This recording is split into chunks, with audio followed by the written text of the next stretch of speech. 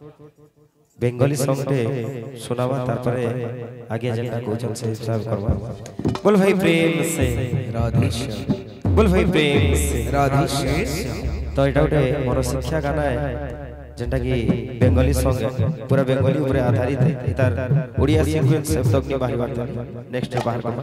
बोल भाई प्रेम से राधे श्याम। আমি গুরু না ভজিলা কি ভুল করিলাম গুরু না ভজিলা কি ভুল করিলাম ঝাঁসে ঢালিলাম ঘি আমি মানুষ হইয়া जन्म लभिया मानुषेर करिलाम की तैना बढ़िया करी बुझे जे मनुष्य जन्म पाइछु हमें ठीक है मनुष्य जन्म पाई करी काना करिछु काना नहीं करिछु इतार ऊपर बेंगली सॉन्ग एटा तो आमी गुरु ना भजिलाम बेले अब तक तो मैं गुरु नहीं भजबार थाली एटा होछि तार मूल अर्थ है तो जीवन আমি গুরু না ভজিলাম কি ভুল করিলাম গুরু না ভজিলাম কি ভুল করিলাম গুরু না ভজিলাম কি ভুল করিলাম গুরু না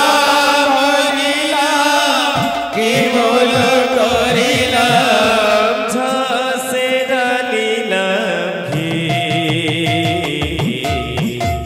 मानुषेर करिलाम की हमें मानुष होइया जन्म लभिया मानुषेर करिलाम की हमें मानुष होइया जन्म लभिया मानुषेर करिलाम की